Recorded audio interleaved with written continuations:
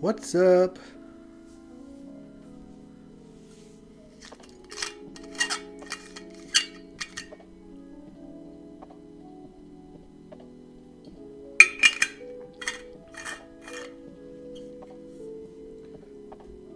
Hope you are all doing well.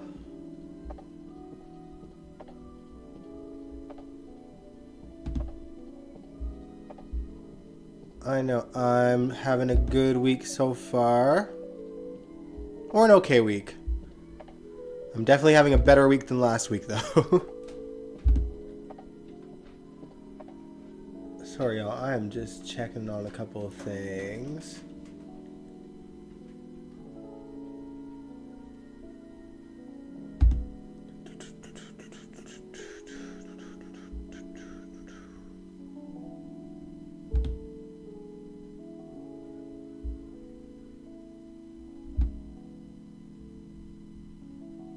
All right.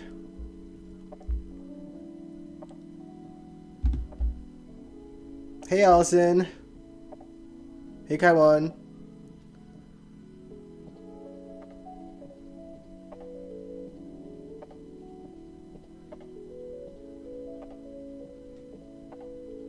Brent Robertson.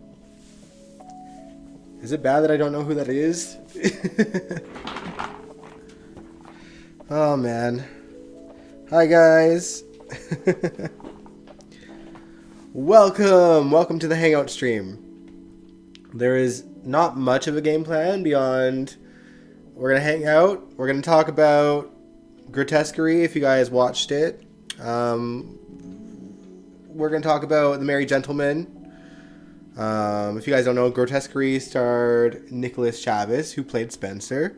The Merry Gentleman, I always forget the actor who played Felix on General Hospital, but the actor that played Felix on General Hospital is in The Merry Gentleman with Chad Michael Murray. I watched the Grotesquerie series when it came out, and we've been postponing talking about it because for just different various reasons. But oh, she was in the movie. Okay. See, I don't know. Like, the only other actor I know in that movie is Chad Michael Murray. So, the rest, I'm like, I don't know. And then, yeah, and I'll share my thoughts on Lulu. Because I feel like we should, you know? GH is already done for the week. Because it's Thanksgiving weekend in America. And I am in Canada. We've already had ours back in October. But happy Thanksgiving to my American viewers, which I think is like all of you, probably. I don't think I've found a Canadian in here yet, so. Kaiwan, you said I was watching a little bit of it when, before I got on screen to Merry Gentleman. Can't believe Felix is playing a character. See, I knew he was in it because I follow him on Instagram. So he had been posting about it, and I seen that it was a Netflix show, so me and my mom decided to watch it over the weekend. Over the weekend when I was still sick. We were both still sick. Like I said, we are better. I'm like at a solid 85%, I think now. You know, my nose always stays kind of plugged for, you know, until I get all the boogies out. Takes a minute before they stop collecting. And then just a tiny bit of a cough, but nothing too bad. So, yeah. I'm on the mend, and I'm relieved. And then I want to touch base on Lulu a little bit because we've seen more of her now, and I have thoughts. And I don't know what your thoughts are, but I have thoughts. I don't want to talk too much about the plot because essentially we got 3 episodes this week. There was 2 things going on. It was the Lulu stuff and the court stuff. Wish GH mentioned it today. I think that they're going to mention it next week. I would imagine. They're going to have a nice, thankful Thanksgiving dinner because Lulu's essentially home now, and everyone's aware that everyone is becoming aware that she's out of her coma. But yeah, we're gonna have our regular GH after show on Sunday, just to give you guys some time to think about it. And I wasn't really thinking about that. I figured that you guys would have like an episode Friday, but you guys don't. So we're gonna talk about it Sunday so that we can pick things up on Monday. When you get sick, the congestion lasts forever. Yeah, my nose just stays stuffy. I still have like a bit of a cough, but again, it's nothing that's bothering me, thankfully. Usually I have like a way worse cough. When I get like a cold or a flu, like my cough gets rough and it sticks around for several weeks, but it's not hanging on, which is great.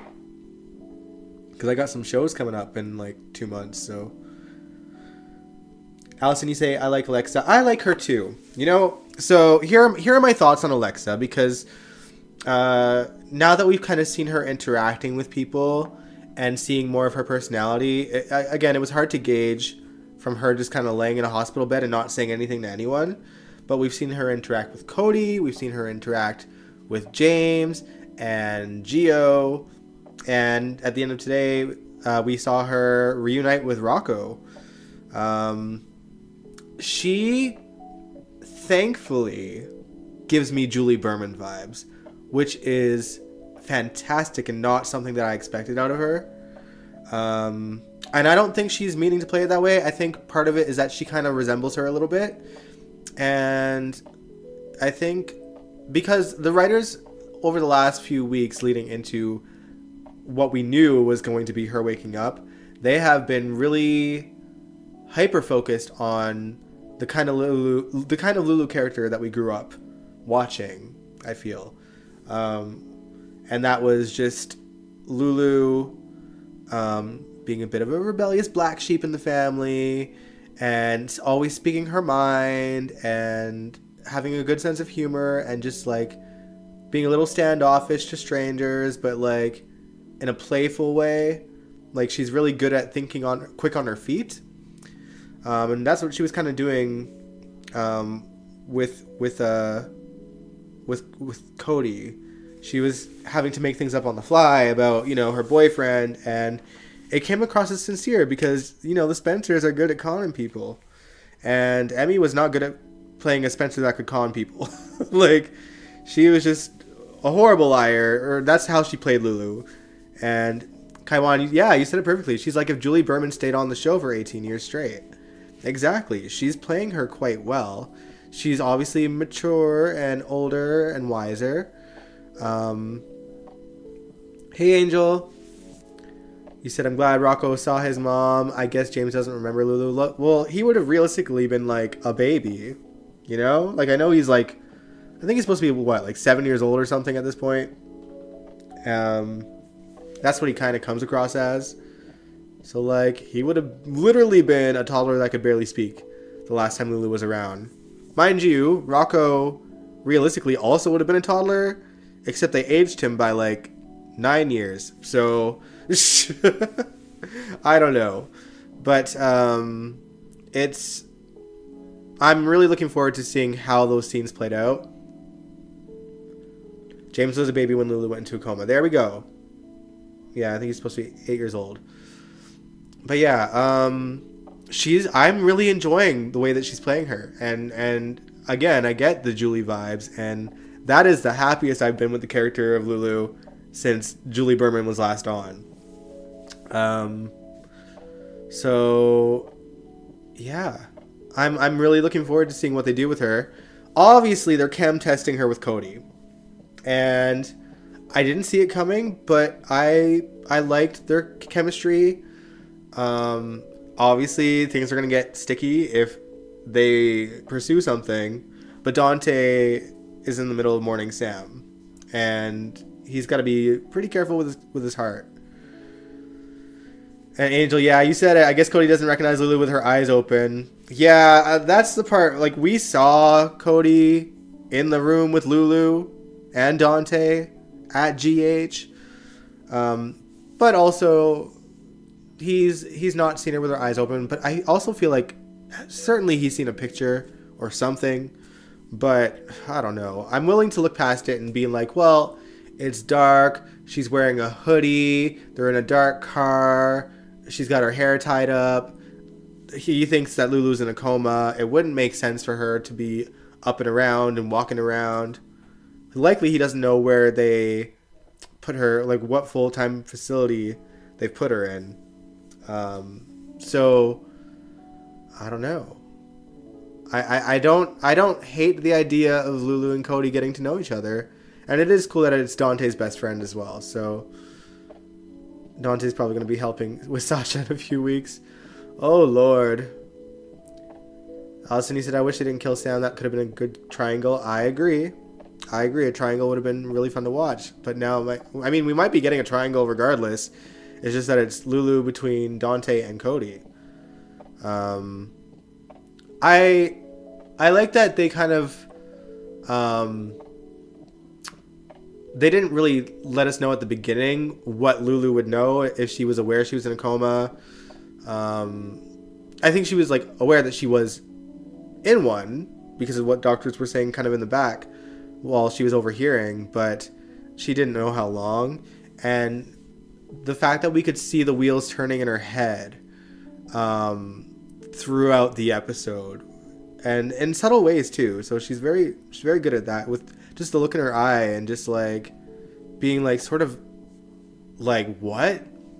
Obviously she made her way to Maxie's first and thinking that it's her house, and she doesn't recognize James either because he was a toddler, and you know or a baby essentially, but he like also it's just like, I don't know. She wouldn't be thinking that that's like Maxie's kid. She'd be like, who's this kid in my house? Like, she's thinking, I still live here. What the hell? Who is this kid? Why is he calling his mom? And I wish that Maxie would run out faster, but you know, I understand that they're kind of trying to draw it out a little bit.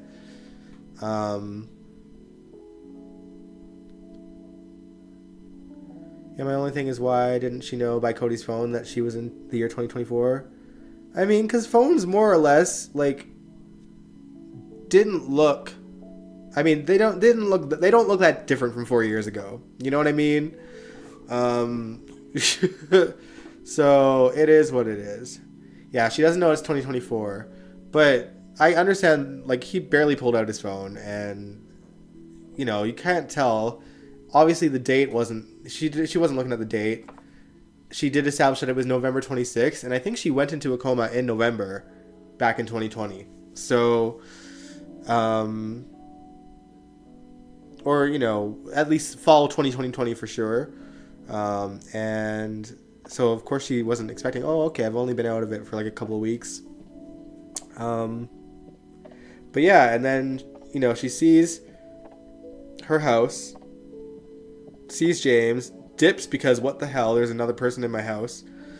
My phone is older than 4 years.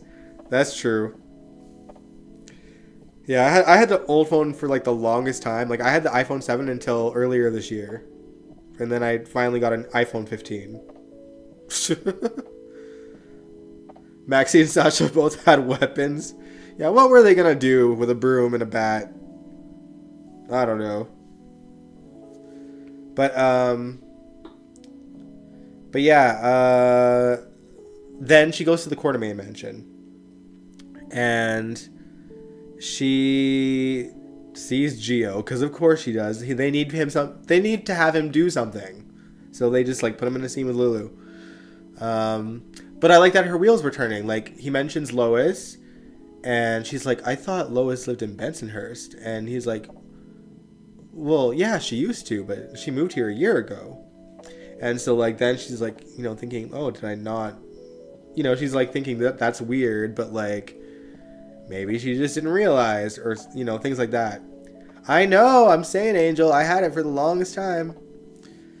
And honestly, it's just that it was stopping. It wasn't charging anymore, so I had no choice but to get a new one. So that's why I got a new one. And I was like, well, I can get this for a decent price, so so I upgraded it. But yeah, so and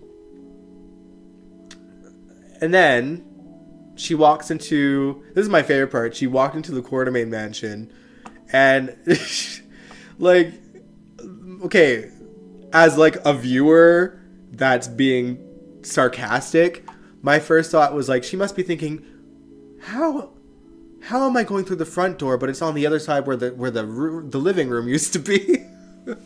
How does this make sense? The corridor is still facing the way that the front door used to. What was going to happen? like I just, that was in my mind. But realistically, the house got renovated. She barely recognizes the house. So, you know, at this point, she's thinking, how in the hell did they renovate this so fast? And then she comes face to face with a grown-up Rocco, and she's just confused. I'm very interested to see how things play out before, because we talked about it. I didn't line up the clip today, just because, I mean, we're already at the point where Lulu's meeting Rocco. But when Laura seen Lulu for the first time, she was in full-blown panic mode. So, like, panicking and crying and just devastation. So it'll be interesting to see how Lulu handles it. Lulu is, or, you know, essentially when we first met grown-up Lulu, she was very much Luke's daughter. So I think that she might handle it maybe a bit more tactfully. And just keep her cards close to the chest and try not to show too much emotion, because this would be a terrifying moment for her and her son, although he had a big smile on his face and that was cute.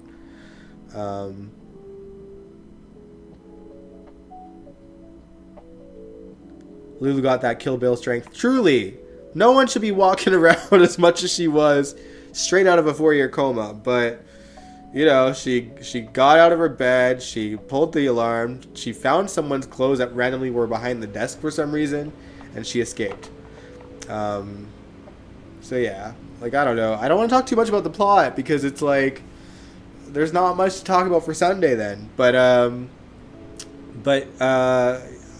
suffice to say, I'm really enjoying Alexa as Lulu. This is a breath of fresh air to me. It's such a, I don't know, it feels like a revitalization of the Lulu Spencer that was always meant to be here, but just had the wrong actress playing her, in my humble opinion. I know that Emmy has her fans. I was not a fan of her portrayal. And that's because I was such a huge fan of Lulu under Julie. And, you know, Julie could pull my heartstrings, especially when she was acting alongside of Jeannie and Tony. It remains to be seen how Jeannie and Alexa will jive, but there's promise there. There is promise there, and that makes me happy.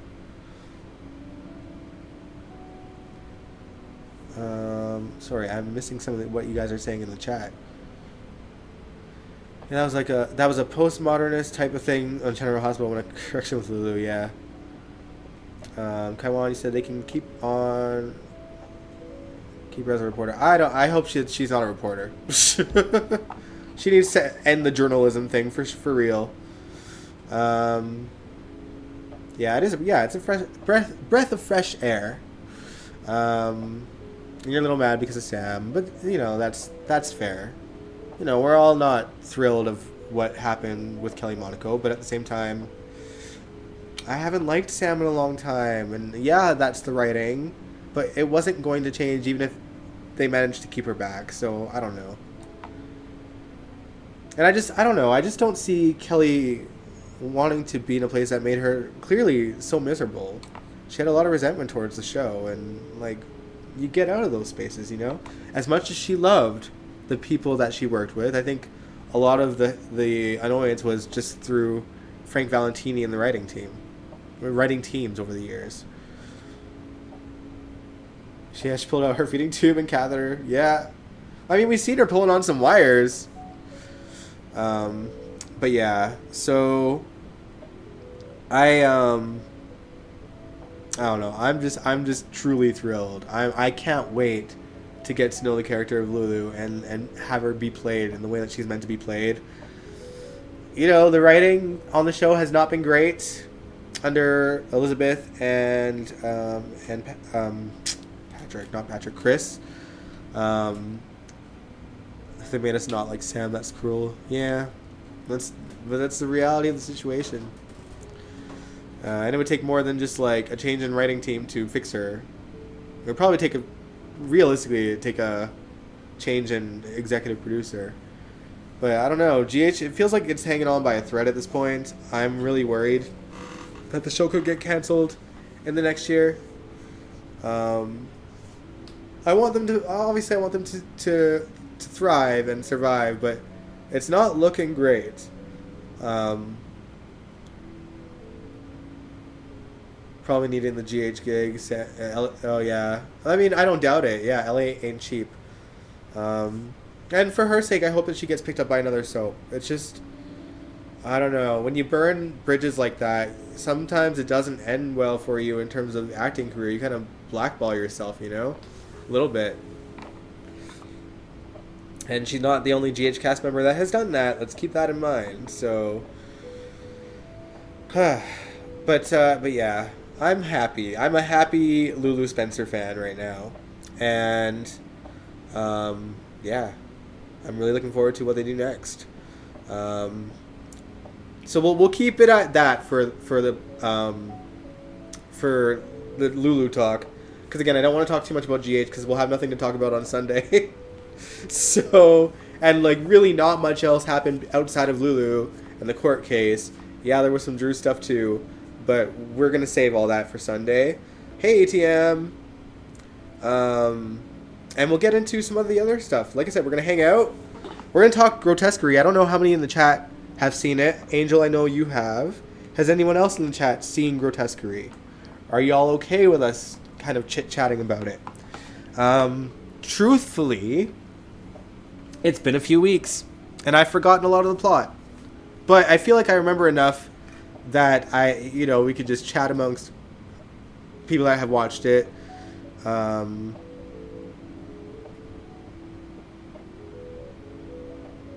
Most likely just a rumor for now, ETM. But yeah, let's talk Grotesquerie. Well, actually, we'll get into not the plot first. We'll talk about Nicholas Chavez. You guys know he played Spencer.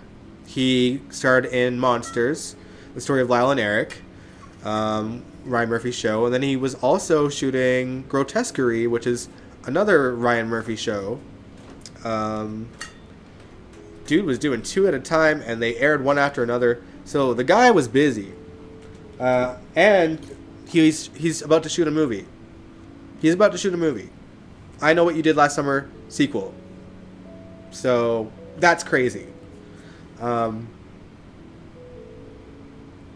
while Ryan Murphy, I don't think is creating that movie, there is a Ryan Murphy connection within that movie with Jennifer Love Hewitt. So maybe, maybe there was some talk and some connections that kind of had him. Did we talk about Chad leaving? We did. We won't, not today, but we talked about it on Sunday. Did we not? Did I imagine that? We must have, right? He announced it Saturday. We talked about it Sunday. But yeah, I mean, like I said on Sunday, I'm not mad about it. It's a little weird that he's leaving in such a big story, but we get to see Dark Michael, and if anything, he's really good at playing Dark Michael, so I'm here for that. But yeah, Angel, you said the last episode was confusing me. This whole damn series confused me, but for the record, Nicholas Chavez did an excellent job. We're going to discuss spoilers, so if anyone is planning to watch Grotesquerie, mind you either want to dip out or you don't care, but we're going to talk a little bit about some of the stuff. So what is Grotesquerie about? So it essentially follows someone that appears to be an alcoholic cop who who has like a serious drinking problem, and there are these insane crimes going on, where it's like almost biblical kind of deaths, where like, you know, there's just symbolism all throughout the deaths that kind of occur on the show, and it's very gory, by the way. So it's not a show that's for the faint-hearted, but also it's and it's very American Horror Story coded. I feel like they probably could have very easily called this American Horror Story and just had this be the plot. But this is a series that is going to continue. There's a season 2. It'd be different from the American Horror Story series, but it would have been like a cool revamp, in my opinion. The real Lyle Menendez is on his third woman.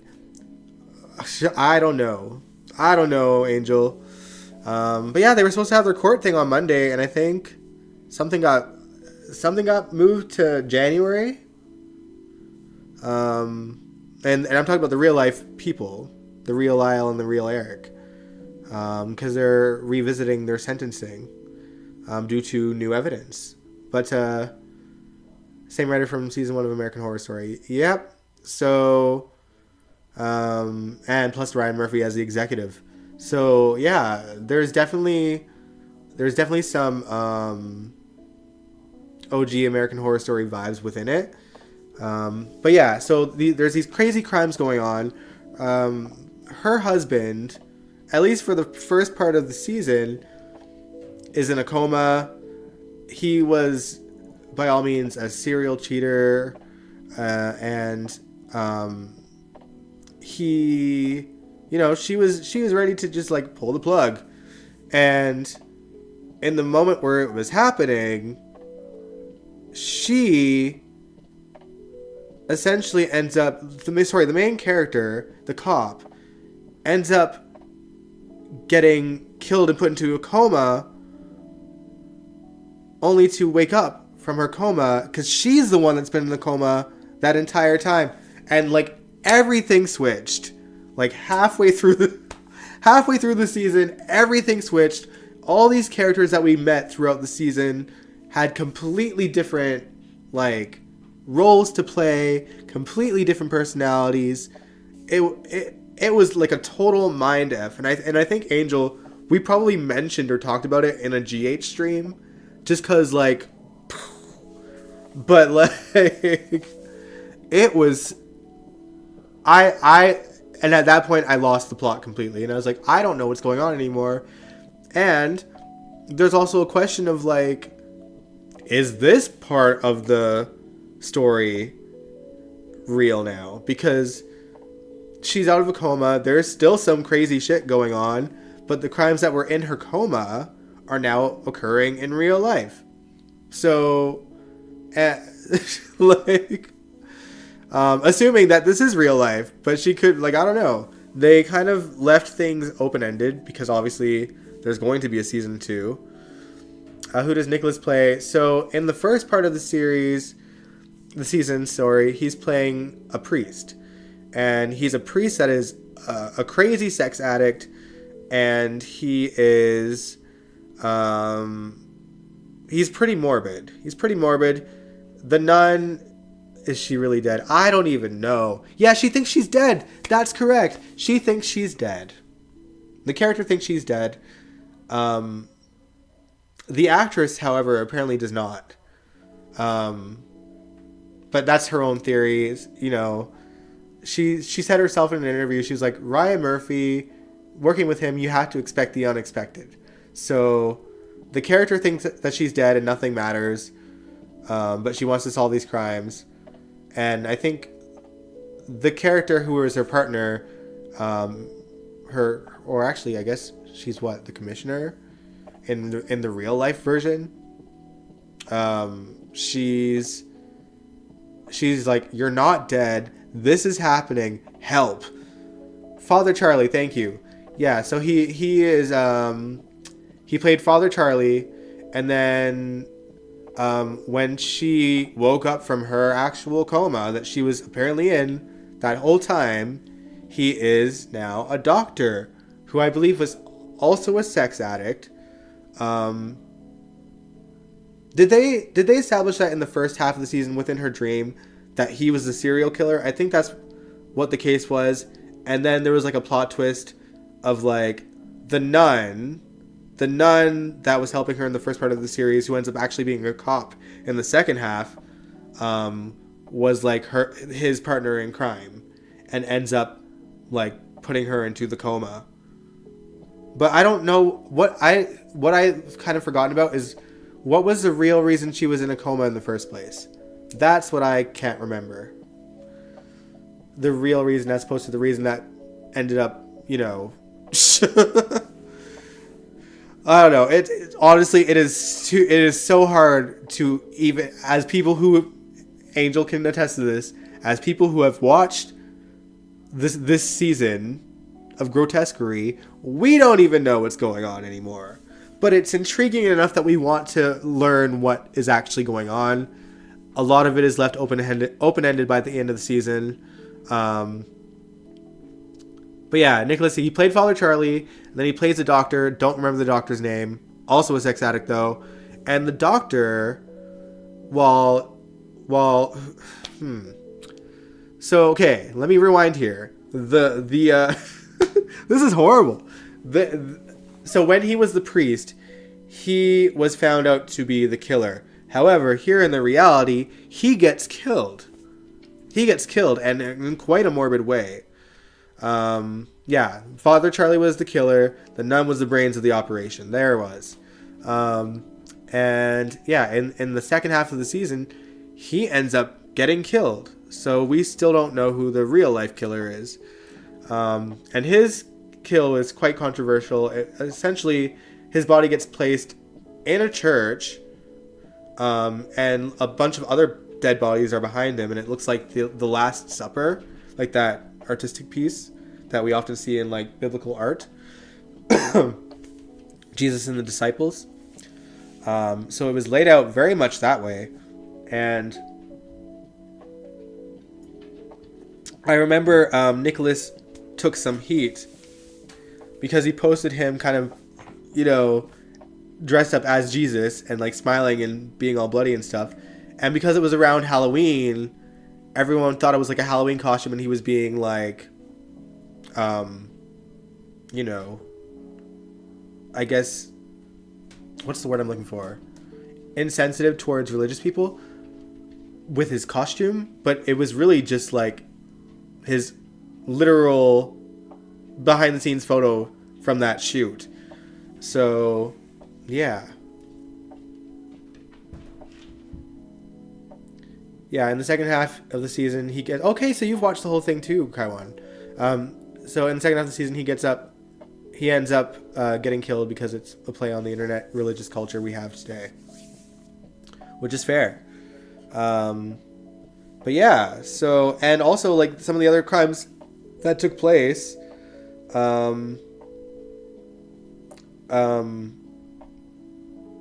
were the exact crimes that were happening in her head. Hey, Brooklyn. How you doing? But yeah, it's the whole series, pardon my French, is a mind fuck. Like, it's 10 episodes, yeah. Yeah, not really, only episode 10, episodes 4, 5, and 6. Yeah, the whole thing is a complete just twist and turvy mess, but in like a really intriguing way, and I really want to watch the next season. Angel says, I have seen so much of Nicholas Alexander Chavez that I thought I would never see. He's on the cover of Men's Health in his underwear. I kept looking down. Why did this appear on my For You page on Instagram? It is so funny. You guys, I'm on Tumblr, and like, even like, obviously I follow the General Hospital tag, but even when I'm not in it, there are like people posting pictures of him and like animations of him, like gifs of him in these various roles. And like, there are people writing fan fictions, there are people pretending to be him, but like cosplaying as him, or like blog playing as him. and being flirtatious with anyone who, like, comments. It is so wild. It is so wild. Just because we've watched him for, like, the last 3 years, and now all of a sudden the world knows him. And they're seeing him as, like, this, like, thirst trap, because obviously for Monsters he got ripped. He got shredded for that role. And then he's playing a sex addict in this one, so he's doing some very sexual things. We see him sexing up a nun. We see him, like, you know, like, enjoying getting whipped and whipping himself. And we're seeing his bare ass, like, several episodes. And so it's like... It's just... It's funny. It's exciting, and I'm happy for him, too. But it's just, like... I know that we haven't... It's not like he was, like, growing up on the show or anything. He was already an adult by the time he joined as Spencer. But, like, it's just wild because we've had this window into this guy who is now, like, a phenomenon. Especially on the internet.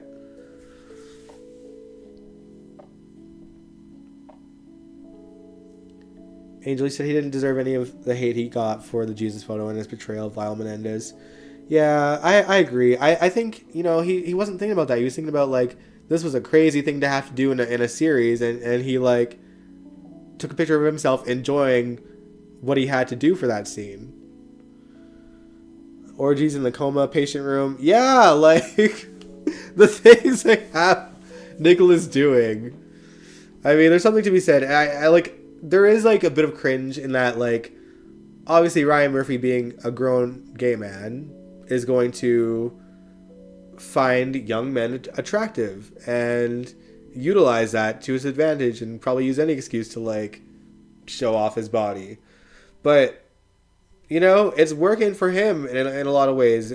For Nicholas, I mean, because the fandom that he's got all of a sudden is crazy. And, you know, he's probably now having to deal with, like, the stardom. To me, it doesn't feel like, is it Cooper Cash, whoever played Lyle? Or who played Lyle, who played Eric? The other brother. I don't feel like he's getting as much attention, but I feel like he did a great job on the show too. He's also a very attractive dude. We've seen probably more of him in Monster than we did of Nicholas in both, frankly, because we've seen his full frontal in Monster. But yeah, it's crazy. I'm older than him by 5 years. I'm not really into younger men. I like older men, but the cougar is rising. I don't know. Like, I can appreciate that he is a very attractive guy, but I've always just been into older. So it's more funny to me than anything. Like, I'm not, you know, saying that he's not hot, but, like, it's not like I need to go to bed with this young man vibes for me. So Cooper played Eric, okay. And Nick played Lyle, okay. I think he's on Cruel Intentions. Cooper? Or Nick? I mean, if Nick is still getting jobs, then hey. And I'm sure he will. But yeah, now he's going to be shooting a full film. So that'll be fun to see him on the big screen. And I'll go see it, not even just because of Nicholas, but because it's I Know What You Did Last Summer. It's a sequel. And I love Jennifer Love Hewitt as well. So I'm looking forward to that. I'm sure it won't be out for a couple of years yet, but still. But yeah, so I guess just to summarize my thoughts on Grotesquerie a little bit more, it is a mind F, obviously, and it's really good. It keeps you on your feet. It keeps you guessing. It confuses the hell out of you for sure. By the time you get to the last part of the this first season, but it's going to make you want more. And I think they had like a star-studded cast in terms of like just quality acting by all the cast members. A lot of these people I didn't know of before. The only person I recognized was the main actress in the show and Nick. And Tyler Kelch, or what's his name? Taylor Swift's man, the football guy. He's in the show too. If he keeps posting these thirst traps on Instagram, it's a lot. Yeah. Yep. Nicole Chavez sounds good, right? Yeah. Nicole and Nicholas Chavez. Here comes the bride. Oh, man. But yeah, honestly, good series. If you haven't watched it, highly recommend it. Looking forward to season 2. They could have called this American Horror Story, though, and I would have been fine with that. Just because we haven't really heard much about the upcoming American Horror Story. But it wouldn't surprise me if Nicholas ends up on that as well. Yeah, I recognize the lady because she's on another show. She plays the very main character on that show. Oh, very minor character on that show. But no. She's doing a great job. The lady that plays the nun. Oh, the lady that plays the nun. I didn't recall her personally, but she's great too. The entire cast, like I said, is great, and that's kind of the beauty about Ryan Murphy, is that, like, in terms of most of the things that he puts out, he hires some damn good actors to be in those shows. Like, I even think of, like, 911, the fact that they have Angela Bassett on there as like a main character, and obviously the rest of the 911 cast as well, and Jennifer Love Hewitt is within that too. But it's just his series are always just like, they're always in pop culture, from like Scream Queens to Glee to American Horror Story to 911, and they always have this sort of brand of, or this way of, like, teetering between camp and, like, really good drama. Like, he manages to sort of cross the two between each other and pulls it off flawlessly. So I don't know. I'm a fan of a lot of Ryan Murphy's work. People can call both of you Nick and you'll both respond. There you go. Cooper said he wasn't wearing a prosthetic in that shower scene. Well, I mean, gotta be realistic.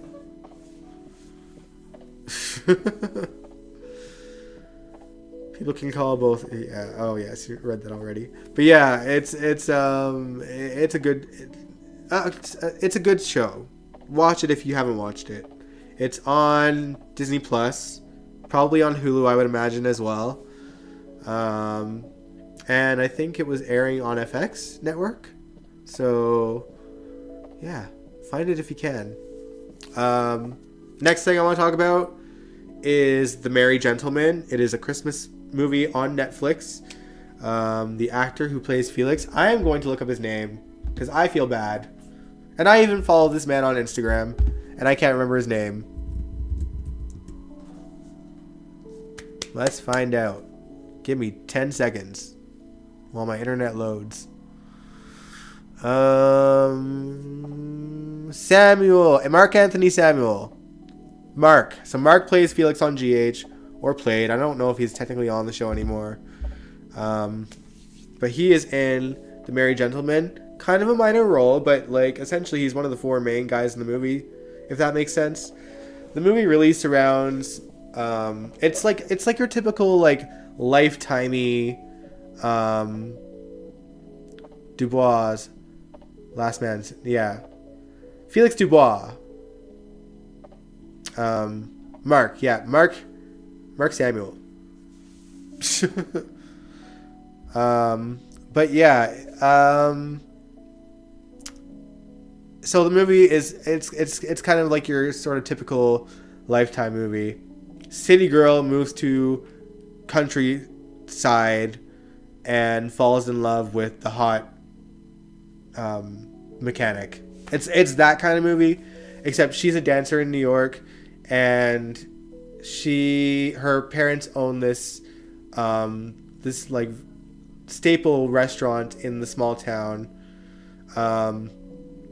and essentially it is a restaurant that is not making money anymore. It's in danger of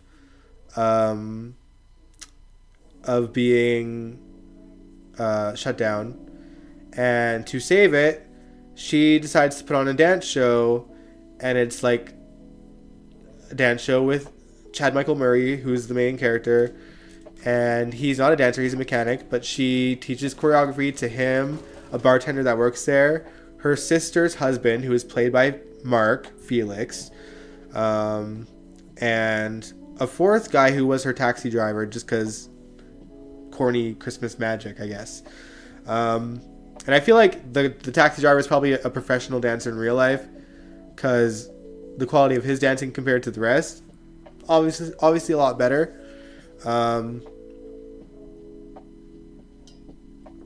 I just giggle because it's like seeing like Felix being a Magic Milo background dancer again, when we haven't seen it in a minute.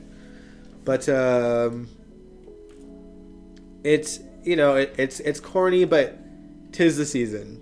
I'm not a huge fan of like the actual Hallmark movies because they all air at the same time. They're one after another, all day, all night. My mom watches almost every one of them, and they're all the same plot. And this is very much the same plot as like most Hallmark Christmas movies. But it was cool first of all, just seeing Chad Michael Murray again. I really haven't seen him in anything since One Tree Hill and like Mean Girls, or not Mean Girls, Freaky Friday, and he's in that sequel, which I'm looking forward to as well. But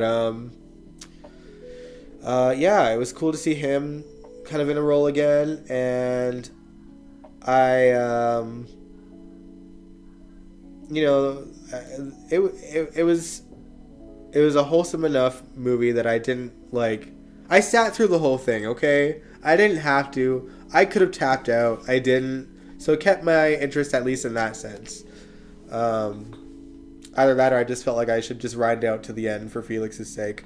But I didn't hate it. It wasn't terrible. It's a plot we've seen before endlessly on Hallmark, except it's on Netflix. So yeah.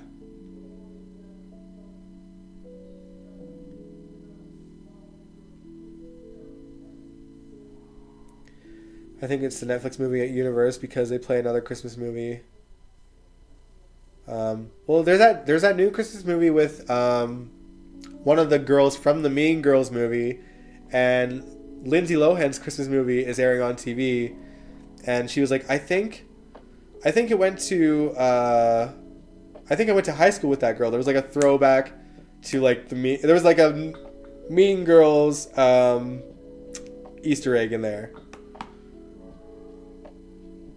It was wholesome. I mean, it's just like it's a love story, It's them falling in love, her obviously saving the restaurant in the end, like every other Christmas movie ends on Hallmark, and they live happily ever after. And she stays in the small town instead of moving to the city, yada yada. It's the same plot you've seen in every other Hallmark movie, except it's on Netflix.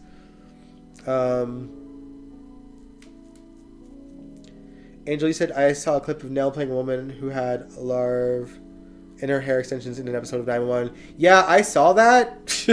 Listen, I am a diehard 911 fan, and I was like, damn, they have her in this movie. And I think like it took my grandmother a minute to realize that it was Nell, just because it had been a minute since we'd seen her.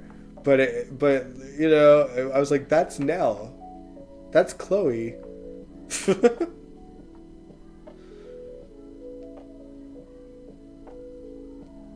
Carmine said, I don't like the Mean Girls movie. But I can understand why your generation likes it.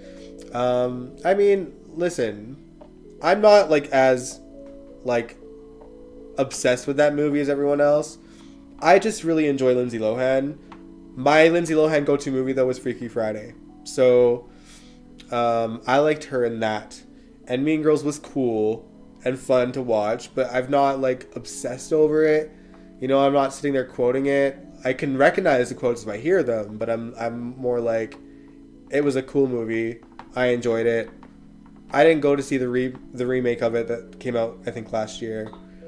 But yeah, it's yeah. I'm a Lindsay fan. That's all it is.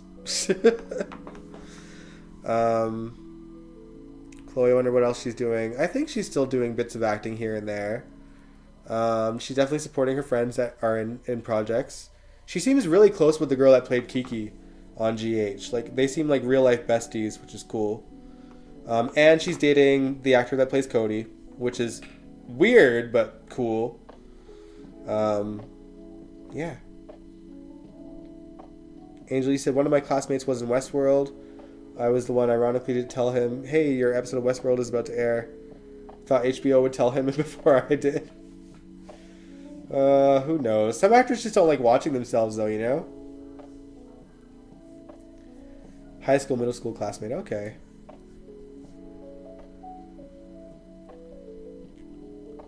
Yeah, I mean, there are GH cast members that have never watched a single episode of GH, you know? Even when they're on it. Some just can't watch themselves.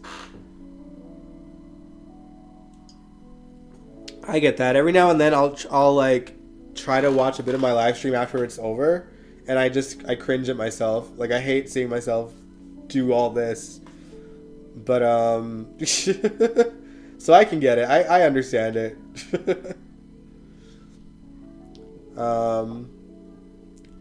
But yeah. I mean, am I going to say that I recommend The Merry Gentleman? I mean, you get to see hot guys being essentially, like, I don't even remember if I mentioned this to you guys. So they're like Chip and Dale dancers, essentially. They're not 100% strippers. They just take their shirts off and do some, sexy dancing. Very much like Magic Milo in his act. So, and, there's underwear moments as well. So, if you like hot men and Christmas, go for it.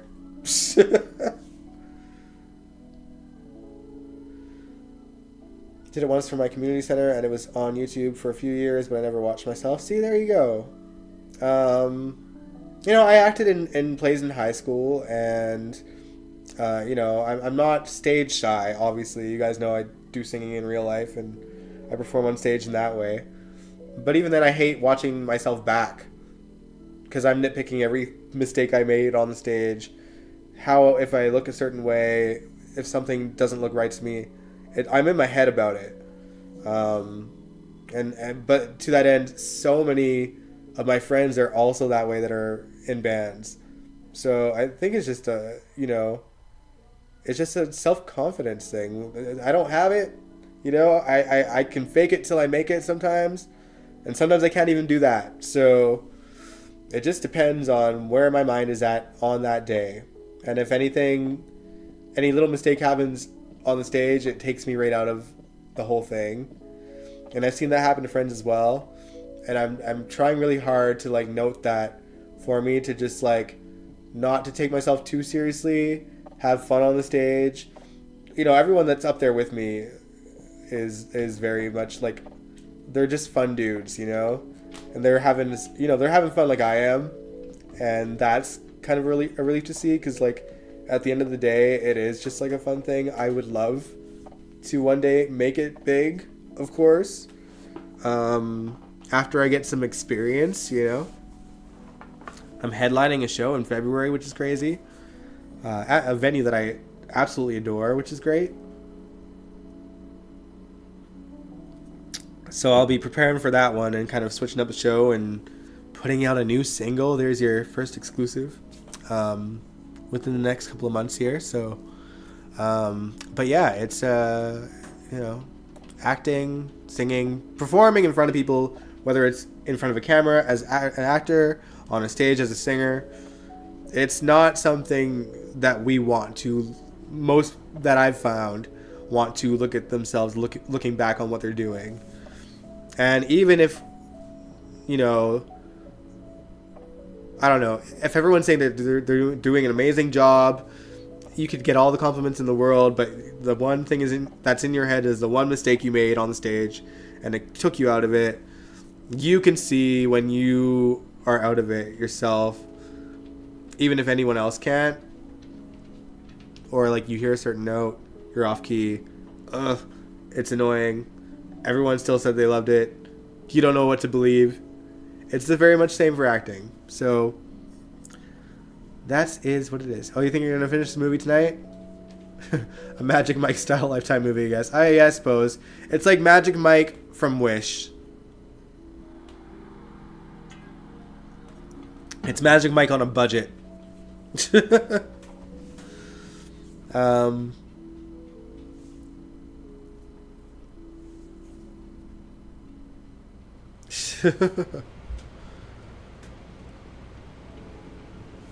I have stage fright when it comes to public speaking, but I was in a band playing clarinet. That's fine playing that in public. Yeah, I suppose it's situational. I guess like if you're in like a band where there's like, 20 other people with you, it's not as like, I don't know. I feel like because I was in a band like that too in I think it was junior high, middle school, as you guys call it in the States. But I don't know.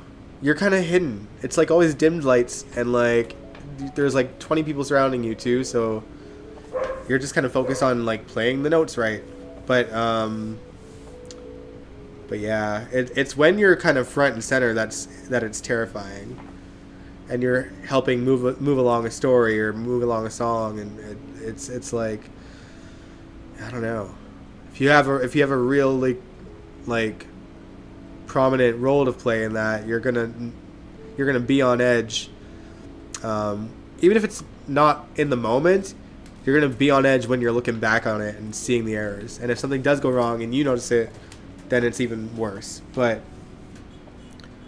I don't know, for me, I'm not nervous to go on the stage. It's like if something were to happen when I'm on there and I mess up, that's when it will affect me. Anybody in the chat see Wicked? I have not yet. I've heard great things. It's clearly being well received by a lot of people. I think that, Ariana Grande and I forget the other actress's name, but they seemed passionate about the original Broadway, and I think because of that, they probably worked their ass off to make it look good. Singing was kind of sloppy. I don't know. I mean, they sang it live, so everything that happened in that movie was not pre-recorded. That was live as it was happening. So props to them for doing that. The only other time I've seen that in a movie is with Lady Gaga when she did A Star Is Born. You don't see it too often in modern day, where you see these people performing live when they could just easily have it pre-recorded so that it is flawless. You saw Wicked the day before it came out in 3D. Nice. Very nice. Yeah, and I think I don't know if I'm going to see it in the theaters, but I will watch it at some point. Cynthia Erivo, thank you. I think she's fabulous. Like she's just such a wholesome, like, she just seems like so down to earth and just funny. But yeah, it's I think that they all worked hard to put out a good product, and from what I've heard good things about the special effects and how a lot of it was like practical effects. So I don't know. I think anyone that's putting that much care into a project, it's going to be well received, especially probably amongst Broadway people who want to see Wicked in that kind of style. It's something they waited for a long time, so,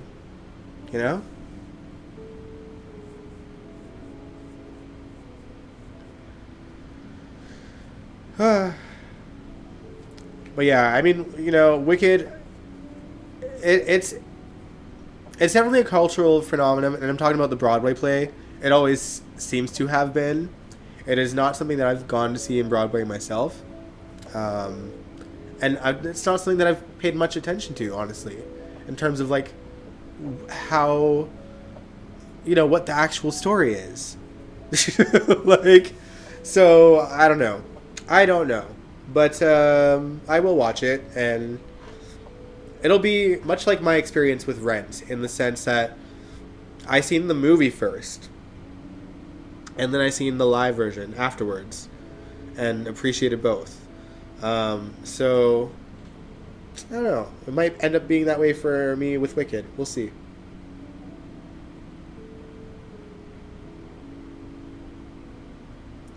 Please no one buy or read the book for a small child. Wicked the book is not a children's story at all.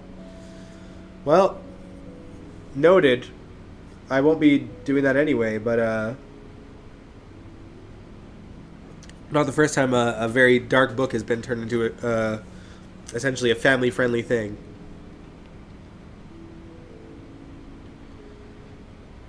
ETM, you said my sister saw it, and I think they said it was pretty good. I haven't seen it yet.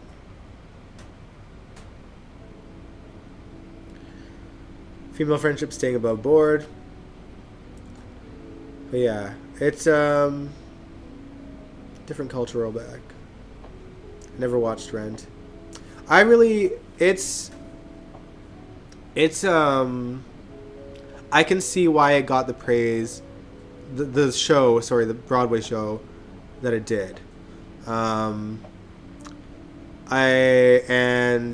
obviously it was sort of groundbreaking as well, and just having such an open discussion of, you know, the AIDS epidemic during the time where it was a thing, and the person that wrote it died of AIDS before it even had its first premiere. And I'm talking about the play itself.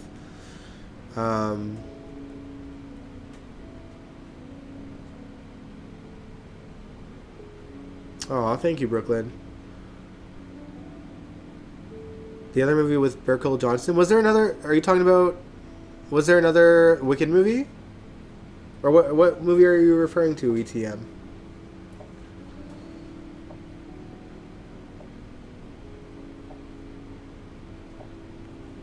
And Kaiwan, you said you saw the movie Rent, but I'm assuming you're talking about Rent.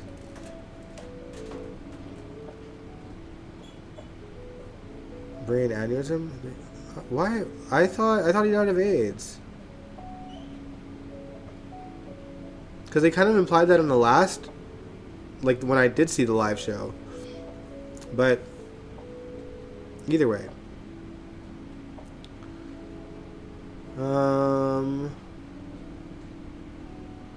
One of your favorite musicals is Across the Universe, Les Mis.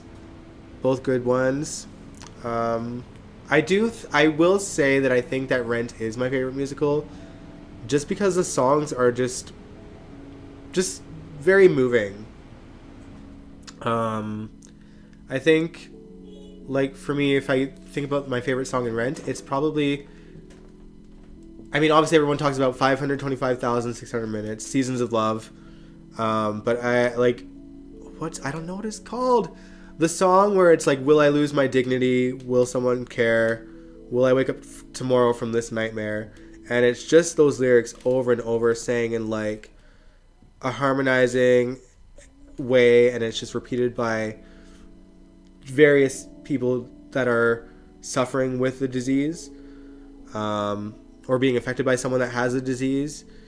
It's just a beautiful song. It's a stunning song, and the vocals, no matter which version I've heard, because there's different soundtracks. There's the Broadway soundtrack. There's the movie soundtrack. Fox did Rent as well, and it's beautiful in every single one. So I don't know. It's great.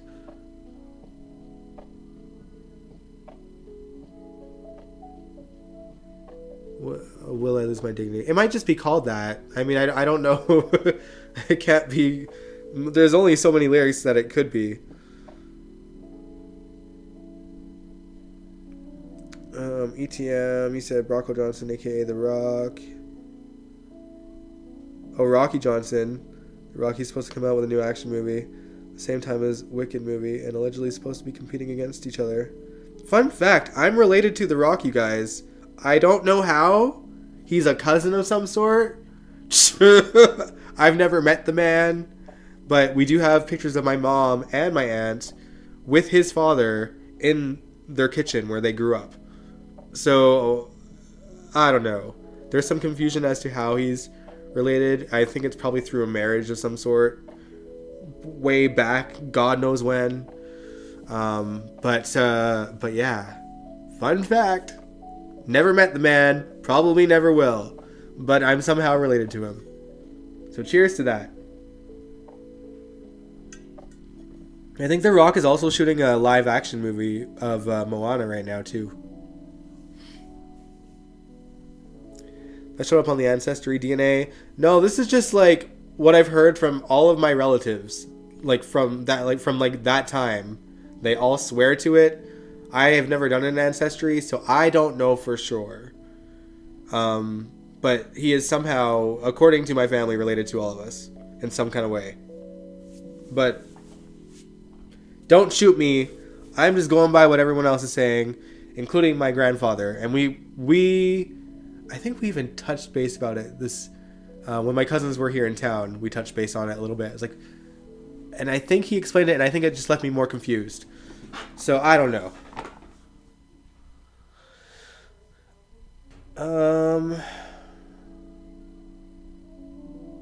Supposed to be related by a cousin through Tina Turner. That's cool. Tina's a legend.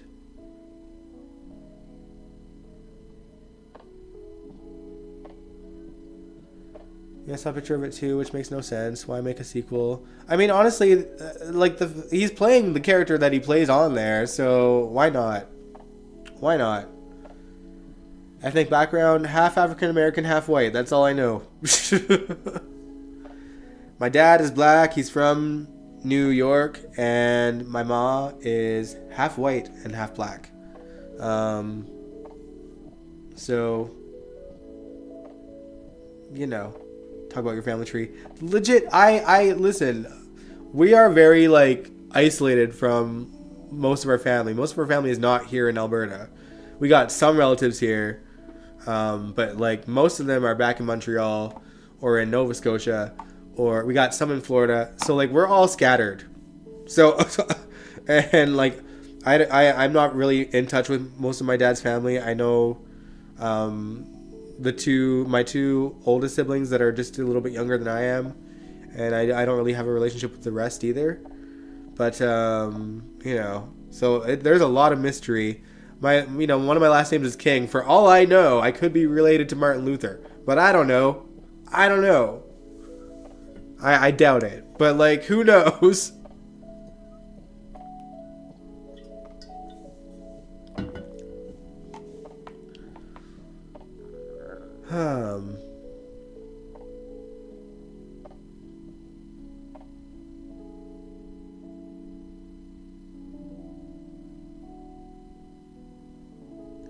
So are you related to The Rock on The Rock's black side? I don't know. I think he could, I truly don't know. I wish I could tell you anything more. I don't know. I truly don't know. Do I have American citizenship? No. I was never, my dad was never really in my life. So, nope, no idea, Angel. No idea how. I mean, my dad was always in America. I don't know how my family ended up here in Canada. So I've not done the research, and I don't care that much. I'm very much my mind frame in terms of family is very much chosen family. Yeah, I have my mom and my grandmother and my grandfather and my uncle and aunt and cousins, and then I have hundreds more that I have no relationship with whatsoever. And I've even been to a family reunion in Montreal, and I met them. It was weird and awkward because I was I don't know y'all. My dad is American, yeah, but how him and my mom met is that he was a musician, and so he was often in Montreal when she was. So, and that's how they met, and that's why I'm here. My mom, not to sort of I don't mean this in an insulting way, but it kind of feels like my mom was a groupie and here I am. But they did, there was an actual romance in there for a decent amount of time, okay? It wasn't a one night stand thing. It was a ongoing relationship. But my dad was also a dog, So he probably cheated with a lot of other people too. You know, my sister is only like a year older than I am. So, or sorry, a year younger than I am. So, like, I don't know. I don't know. Needless to say, my dad and my mom have not spoken in many, many, many, many, many, many, many, many years. My grandmother's still, you know, every now and then, it like when he did reach out before we kind of cut ties with him, they were in touch every now and then. But yeah.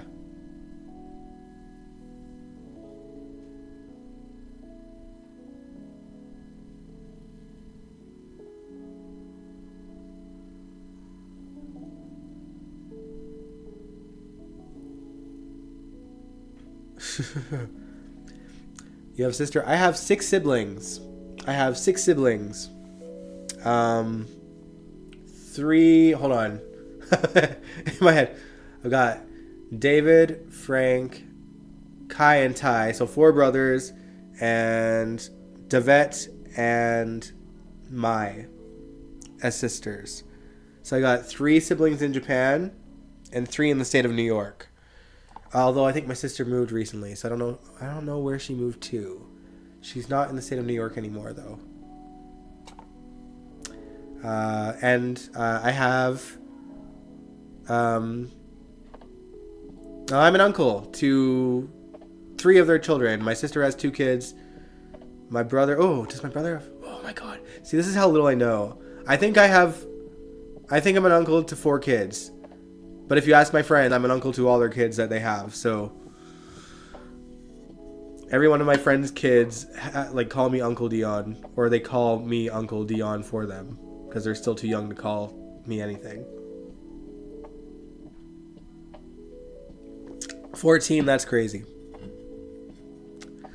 But yeah, I'd say like out of all of them, my sister is probably the one I was always kind of closest to and the one I was most in touch with. And we've had like moments where I'm like, we're definitely siblings because I feel like we're both kind of like rebellious in our families. We're the rebellious punks that make noise and like, you know, do the unhinged things every now and then. But we've grown as well. We've just had like wild pasts, so to speak. Number 6 of 14. All right. Yeah, me and my sister, we also joke. We're like, there's probably so many other siblings we don't know. You know, there's probably Eduardo and Sanchez somewhere in a different country, and like, God knows what else. We joke because he's like, nowadays he's a cruise ship singer out in Japan. So, you know, who knows who he slept with on those cruise ships. I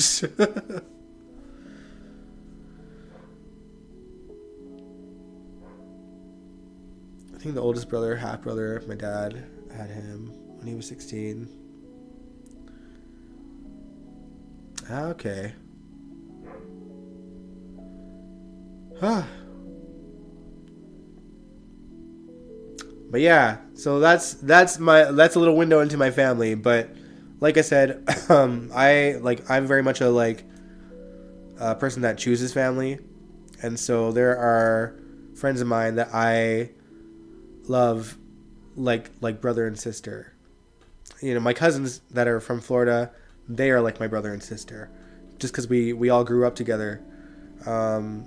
Even though we weren't always living in the same city, there were moments where we were.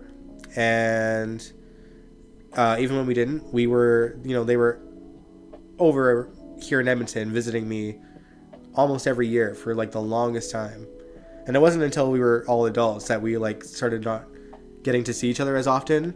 But when we do, it's like kind of picking up where we left off. So nothing really changes. And that's nice. That's honestly, it's nice to have that. Because, you know, even though like me and my sister and one of my brothers are in touch, it's all online. I've not met them in person. So it is what it is. Hope you don't have a Sasha and Cody moment. No, I don't think so. I don't think so. First of all, I can't even find me a man anyway, you know? I make jokes, I'm like, probably just the city of Montreal is probably my soulmate itself, and not anyone in it in particular. It's just I'm in love with that city, and I would marry it if I could. But I don't know. I've not had much luck in the dating department here in Edmonton. Any recent romance that I've had in the last like decade happened in a whirlwind in Montreal while visiting there, and some long distance stuff happened and tried that, and now it's more just like whirlwind romances where it's like we can't really be together unless I officially make a move there one day, and so we're good with being friends, and if I end up there then who knows, but no one's waiting around for anyone. But yeah, needless to say, I don't think hopefully I don't have myself a Sasha and Cody moment, but that would imply that I have a dating life. So I think I'm in the clear.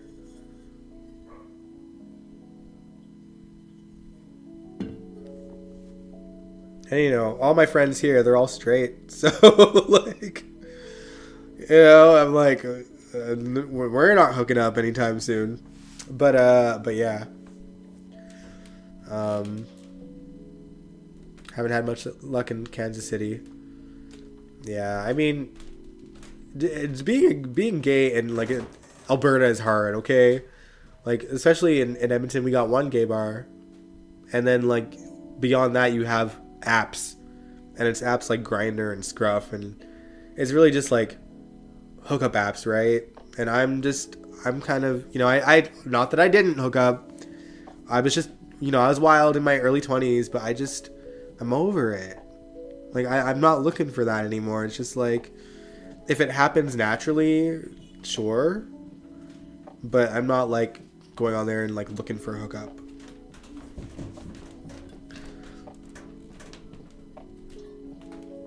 And dead ass, the only ones that seem interested in me when I do go on there are, like, people that are just, like, messaging me at 3 in the morning. And the only reason why I'm on there at all, like if I'm on even like that late, it's because I'm heading home from like a bar and I'm bored on the bus, you know? Like, not because like I'm looking for someone, but just like, what else is there to do while I take this 40-minute bus ride home from the punk rock concert? And like at that point, you know, if I'm on a bus going home, if I've already left a bar, I ain't looking for like fun. I'm on that bus. That means I am getting ready for bed, mentally in my head, to sleep.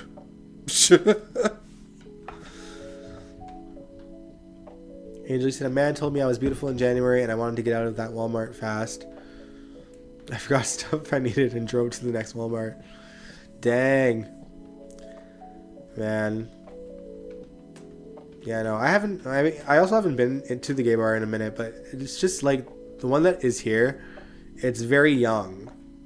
And y'all know I'm into older, so it's just, there's no one there for me. So I'm SOL essentially. That's why, like, I don't know, when I go to Montreal, it just seems like I find like I bump into a romance, and I end up like spending all this time with someone, and we're like going on dates, and it's magical and all this stuff, and it's lovely. But then it's over once I'm back here. So I don't know. Messaging me at 3 in the morning. Why can't straight men take cute dating app photos? The pictures are horrendous. Glad I'm not the only one. I don't feel so bad.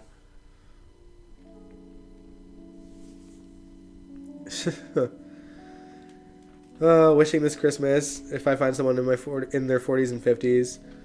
I mean, who knows? I'm just, you know, I've sort of accepted that I might not find anyone. And that is okay. You know? I don't mind it. I'm content with like having the friends that I have and chasing my dreams of becoming a singer and doing this YouTube stuff with y'all and, hopefully moving back to Montreal one day, because that's probably the only chance I have of finding romance at this point. But future plans.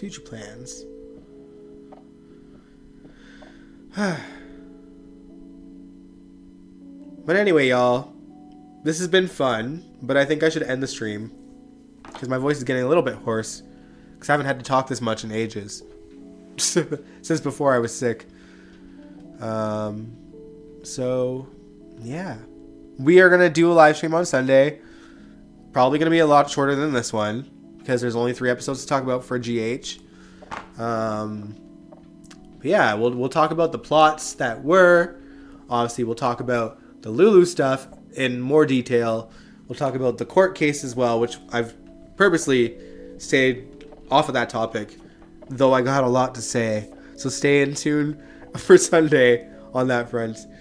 And if you liked hanging out with me in this live stream chat, let me know if you want more of these like chill sessions where we're just chatting about life and somewhat GH related stuff, but also whatever comes across our mind. Yeah, only 3 episodes to talk about this Sunday, but we'll talk about them in depth. So, if you like this video, give it a big old thumbs up. Subscribe if you want to. I will catch you guys this Sunday. Enjoy your Thanksgiving. Happy Thanksgiving to all my American viewers. Mwah. Good night.